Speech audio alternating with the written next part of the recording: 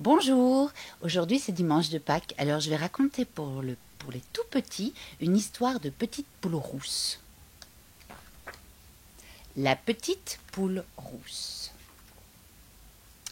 Il était une fois 4 amis, un cochon, un canard, un chat et une petite poule rousse.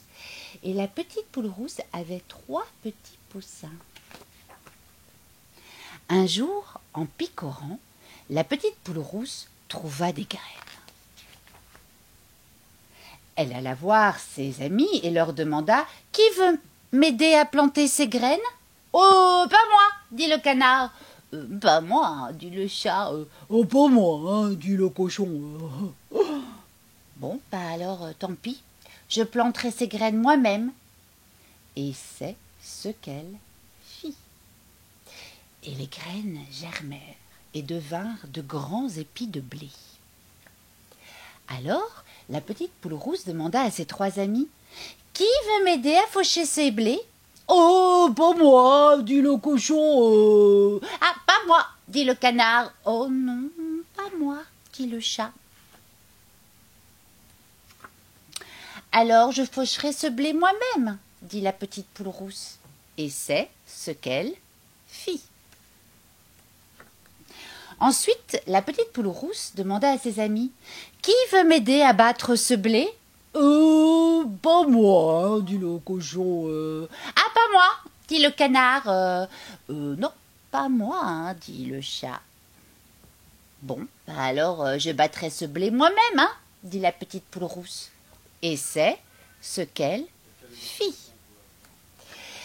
Ensuite, la petite poule rousse demanda à ses amis qui veut m'aider à moudre ces grains pour en faire de la farine Pas moi, dit le chat.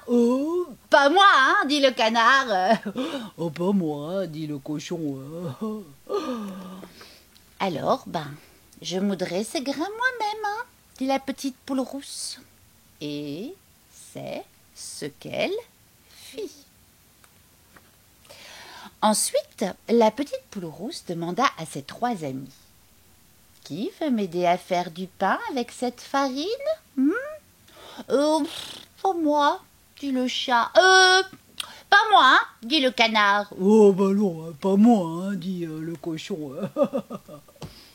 Bon, alors, je ferai ce pain moi-même, dit-elle. Et c'est ce qu'elle fit. Puis la petite poule rousse appela ses amis. Qui veut m'aider à manger ce pain Moi, dit le canard. Oh, moi, dit le chat. Oh, moi, dit le cochon. Ah non, dit la petite poule rousse. C'est nous qui allons manger ce pain. Mes 3 petits poussins et moi. Et c'est ce qu'ils firent. Pour les plus grands, le bain de Berck.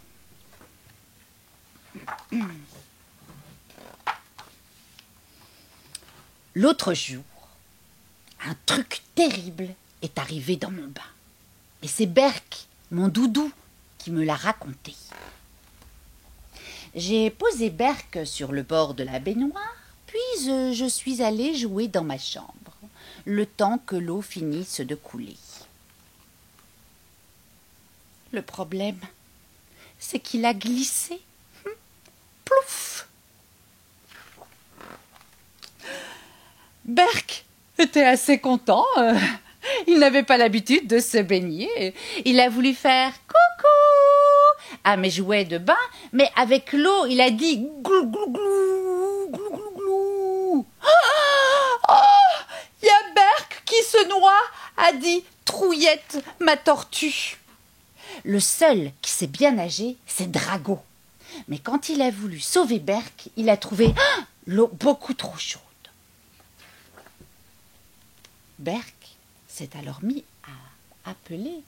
Attends, gloin, glig, l'angleglin. Attends, gloin, glig, l'angleglin. Qu'est-ce qu'il dit? Mais qu'est-ce qu'il dit? Ben, qu'il en est en train de cuire, s'est lamentée Trouillette. Tiens bon, a dit à Spirou l'éléphant. Je vais mettre de l'eau froide. En tirant sur le robinet, Aspirou a fait tomber le shampoing et ça a commencé à mousser et à mousser. Aspirou a arrêté l'eau. On ne voyait plus Berk. Oh, il a été étouffé par la mousse, a soufflé Trouillette. Mais Berk a répondu à travers la mousse.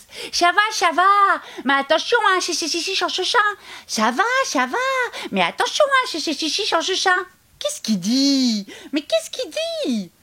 Qui s'étrangle avec la chaîne, a dit Trouillette la tortue. On arrive, a lancé Drago et le poulpe.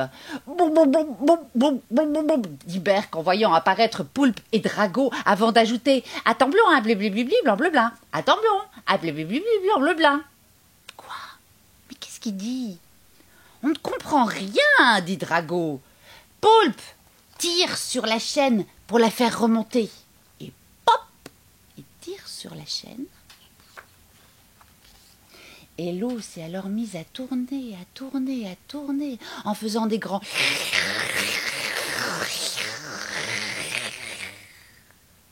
Sur le bord, Trouillette a hurlé « C'est la fin! La baignoire les avale !» Aspirou a alors pris son élan et plop! Il a bouché la baignoire avec son gros derrière. Ensuite, il s'est mis à aspirer l'eau du bas de toutes ses forces jusqu'à gonfler comme un ballon. Dans la baignoire, il n'y avait presque plus d'eau. Et Berk était sain et sauf. « Ah bah dis donc, tu nous as fait peur, hein ?» a dit Drago. « Merci, mais il ne fallait pas vous inquiéter, » a répondu Berk. « Moi, je me suis bien amusée, hein. Je voulais juste vous dire... Attention, j'ai fait pipi dans le bain. Oh non, Berk! Et voilà. Et enfin, pour les plus grands, ça s'appelle Le petit pêcheur et le squelette.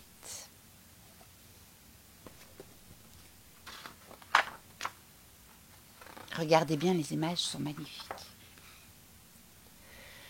Quand on sort de la ville, une fois franchi le dédale des hautes tours, on trouve au bout du chemin de sable une cabane en bambou.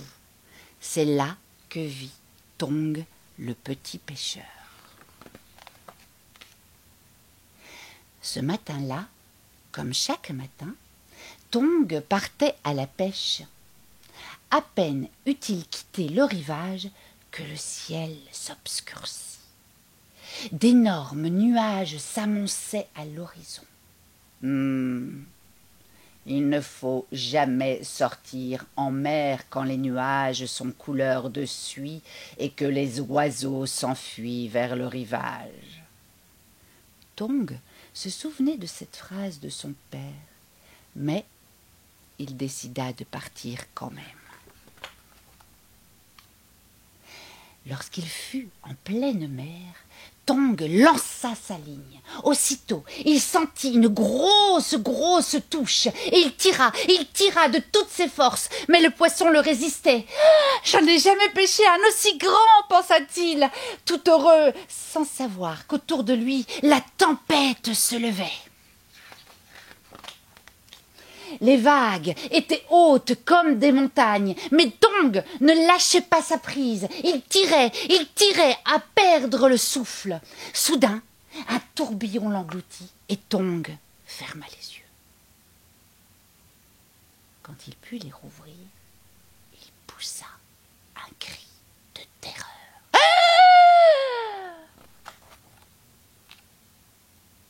Devant lui se dressait un squelette.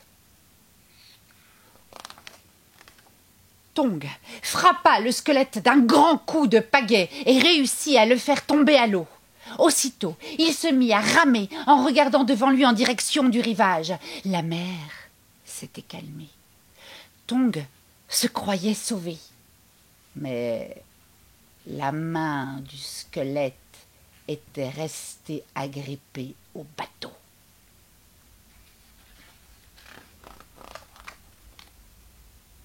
La nuit tombait lorsque Tong atteignit la grève. Il abandonna son bateau et courut vers sa cabane. Mais soudain,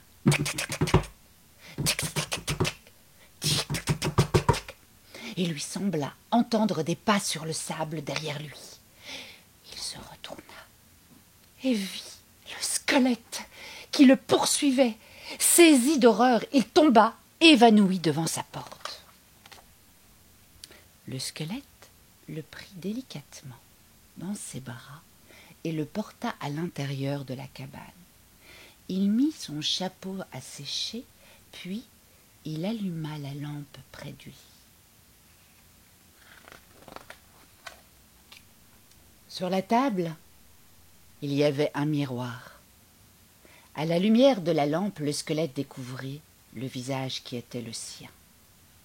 Il fut pris d'une telle tristesse qu'il jeta le miroir par terre. Il voulut repartir vers la mer, mais il n'avait plus de force. Ses jambes se dérobèrent sous lui et il s'effondra. Au milieu de la nuit, Tong s'éveilla et vit le squelette recroquevillé sur le sol de sa cabane. Retenant son souffle, il s'approcha de lui et il vit qu'il tremblait. « Tu as froid ?» murmura-t-il. Le squelette hocha la tête et regarda le petit pêcheur comme on regarde un ami. « Prends ma couverture, » dit Tong. Il alluma un feu et peu la cabane se réchauffa. Le squelette tremblait toujours. Tong ajouta du bois et les flammes montèrent de plus en plus haut. « Tu as faim ?» demanda-t-il. Et le squelette hocha la tête. Sans hésitation, Tong alla chercher tous les poissons qu'il avait en réserve et il prépara une bonne grillade. À peine les poissons étaient-ils passés sur le feu que le squelette les saisissait et les dévorait. Il en mangea un, puis deux, puis trois, puis quatre, puis cinq. Il dévora tous les poissons jusqu'au dernier. Puis, il tendit encore la main. Ses grincements de dents pressaient le petit pêcheur de lui donner encore quelque chose. Alors Tong se souvint qu'il lui restait un dernier bol de soupe. Il l'apporta au squelette, qui le but aussitôt. À peine avait-il fini que son visage changea de couleur. Autour du bol, une main de chair apparut, puis une deuxième. Des pieds dépassaient maintenant de la couverture. Le squelette se mit à s'agiter si fort que ses mouvements le secouaient tout entier, faisant danser la couverture qui bondissait dans toute la cabane. Les mains frappèrent les unes contre les autres, les pieds frappèrent le sol à faire trembler les murs de bambou, puis soudain tout s'arrêta.